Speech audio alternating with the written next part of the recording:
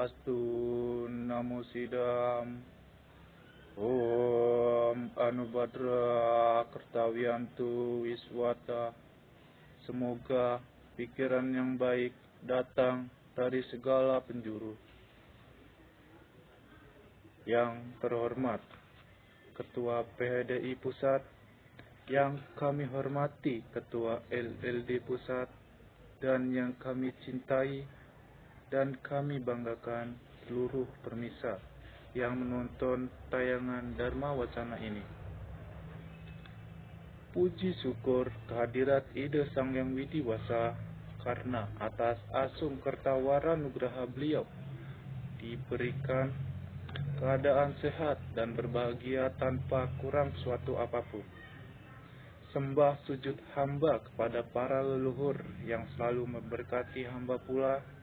Sebelum menyampaikan Dharma, saya perkenalkan diri terlebih dahulu karena ada pepatah mengatakan tak kenal maka tak sayang.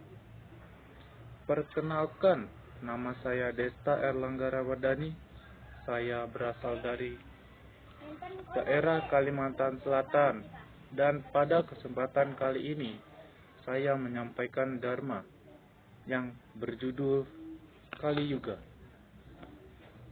Apa itu Kali Yuga?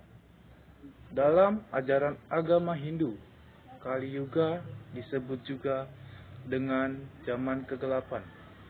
Adalah salah satu dari 4 jenjang zaman yang merupakan siklus dari Yuga. Jenjang pautannya bernama Dua Para Yuga, Treta Yuga, dan Satya Yuga. Zaman terakhir itu adalah Kali Yuga. Menurut dalam kitab ilmu astronomi, landasan perhitungan kalender Hindu dan Buddha, Kali Yuga dimulai pada 18 Februari 3102 sebelum Masehi, yang mana pada masa tersebut diyakini oleh umat Hindu sebagai masa ketika Krishna tutup usia. Kali Yuga berlanjut selama 432.000 tahun. Tahukah para penonton apa saja keresahan-keresahan yang ada di sekitar lingkungan kita? Keresahan yang mungkin kita rasakan di sekitar lingkungan kita. Umat Dharma pasti tahu bahwa manusia demi untuk memenuhi nafsu dan egonya yang terikat pada keinginan tak terkendali, sehingga tindakan kekerasan terjadi. Karena hal yang paling dihargai manusia adalah kekayaan. Pada zaman Kali Yuga, tingkat moralitas yang tersisa hanya 1/4 dari yang hadir pada zaman Satya Yuga, sehingga lembu Dharma hanya berdiri dengan 1 kaki saja. Pada zaman Kali Yuga, banyak perubahan tak dimohon yang akan terjadi. Tangan kiri akan menjadi tangan kanan, dan tangan kanan menjadi tangan kiri. Orang yang kurang terpelajar akan mengajari kebenaran. Yang tua kurang sensitif terhadap yang muda, dan yang muda akan berani melawan yang tua. Orang-orang berbuat dosa semakin berlipat-lipat. Kebajikan akan meredup dan beristirahat mengembang. Kehamilan di usia remaja bukanlah hal yang asing lagi.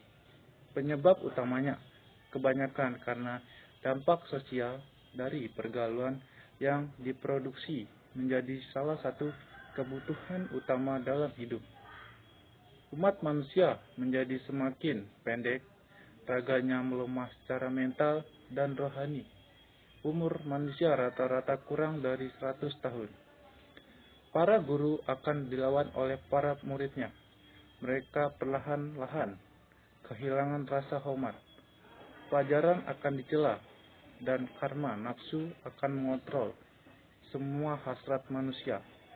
Semakin makinnya orang berdosa, keadilan menjadi ternoda.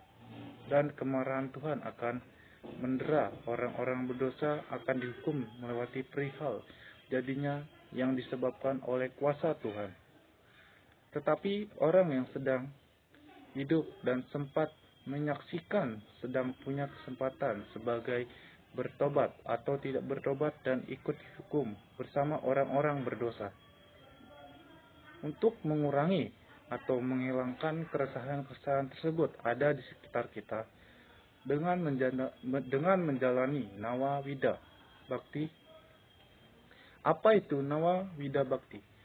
Pengertian nawawida bakti yaitu ialah 9 ajaran yang dimana telah digunakan sebagai sebuah pedoman untuk dapat meningkatkan bakti dari dan juga serada umat Dharma kepada Tuhan. Selain itu, nawawida bakti telah berupa 9 upaya dan juga usaha pengetahuan, pendekatan, ataupun jalan yang telah berlandaskan cinta dan juga kasih untuk dapat mendekatkan dirinya kepada Ide Sang Yang Widiwasa atau Tuhan Yang Maha Esa dan juga untuk dapat mewujudkan kebahagiaan dan juga kesejahteraan pada hidup umat manusia. 9 bagian nawawida bakti. Srawanam artinya mendengarkan wejangan atau saran-saran yang baik. Contohnya, senang mendengarkan menerima hal-hal baik yang diberikan oleh orang tua maupun guru. Wedanam artinya membaca kitab-kitab suci agama yang diyakini membiasakan diri untuk membaca hal-hal yang dapat menuntun ke jalan yang baik dalam ajaran agama Hindu bisa seperti sloka-sloka Bhagavad Gita.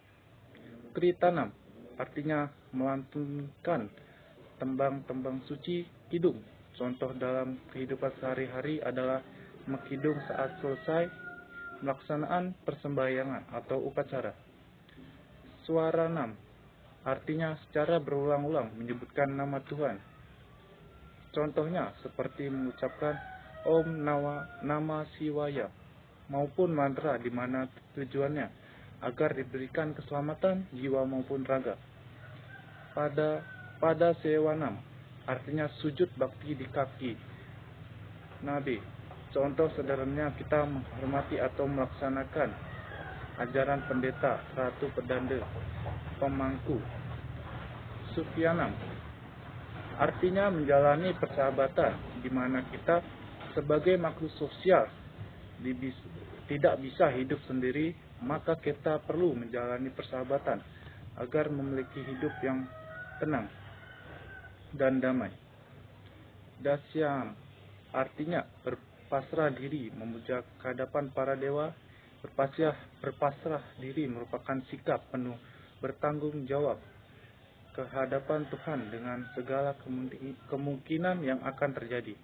8. Arcana artinya bakti kepada Sang Yang Widi melalui simbol-simbol suci keagamaan, contohnya menjaga kesucian pura. Sewanam artinya memberikan pelayanan yang baik, contohnya membantu orang atau memberikan pelayanan yang terbaik terhadap sesama, atau dengan cara melakukan dana punya sebagai dinyatakan dalam kitab Prasara Dharma Sastra sebagai berikut. Param Kratayuki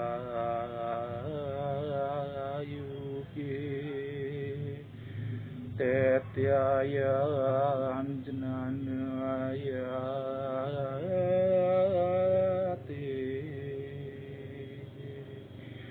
Dua prayatna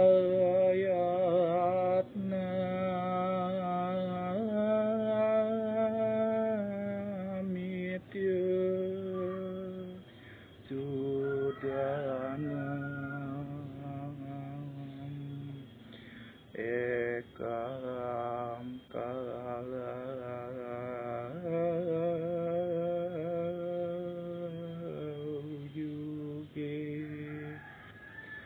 artinya pelaksanaan penembusan dosa yang ketat.